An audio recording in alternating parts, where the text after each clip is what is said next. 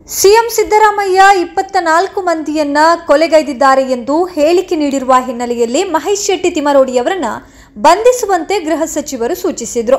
ಆದರೆ 24 ಮಂದಿಯನ್ನ ಸಿದ್ದರಾಮಯ್ಯ ಕೊಲೆ ಮಾಡಿದ್ದಾರೆ ಎಂದು ಹೇಳಿರೋದು ತಿಮರೋಡಿ ಅಲ್ಲ, ಶಾಸಕ ಹರೀಶ್ ಪೂಂಜಾ ಎಂಬ ವಿಡಿಯೋ ವೈರಲ್ ಆಗಿದೆ.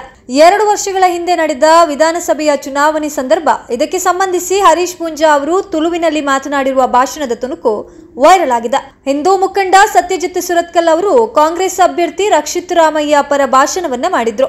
ಆದ್ದರಿಂದ ಅವರಿಗೆ ಹರೀಶ್ ಪೂಂಜಾ ಅವರು ನೀವು 24 ಹಿಂದೂ ಕಾರ್ಯಕರ್ತರನ್ನ ಕೊಲೆಗೈದ ಸಿದ್ದರಾಮಯ್ಯರಿಗೆ ಮತದಾನ ಕೇಳಿದ್ದಿರಲ್ಲ ಎಂದು ಹೇಳಿದ್ದಾರೆ. ಮಹೇಶ್ ಶೆಟ್ಟಿ ತಿಮರೋಡಿ ಬಂಧನವಾಗಲಿದ್ದಾರೆ ಸುದ್ದಿ ಬೆನ್ನಲ್ಲೇ ಇದೀಗ ಹರೀಶ್ ಪೂಂಜಾ ಹೇಳಿಕೆ ವಿಡಿಯೋ ಮೇಲ್ಪಂತಿಗೆ ಬಂದಿದೆ.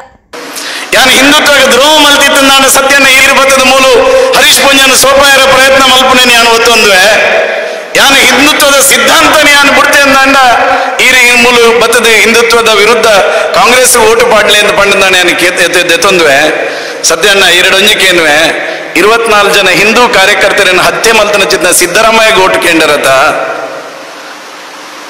ಬಜರಂಗ ದಳನ ಬ್ಯಾನ್ ಮಲ್ಪೆ ಅಂತ ಬಂದ ಚಿತ್ನ ಕಾಂಗ್ರೆಸ್ಗೆ ಓಟು ಕೇಂದ್ರತ ಇನ್ನು ಬೆಳ್ತಂಗಡಿದ ತಾಲೂಕದ ಜನಕ್ಕೇನೊಂದುಲ್ಲೇರು ಸತ್ಯನ್ನ ಇರ್ನಂದು ವಾನಮ್ಯದ ಹಿಂದುತ್ವ ಅಂದ ಪನ್ಪನಿಂದ ಜನಕ್ಕೇನೊಂದುಲ್ಲೇರು ಜನ ಇನಿ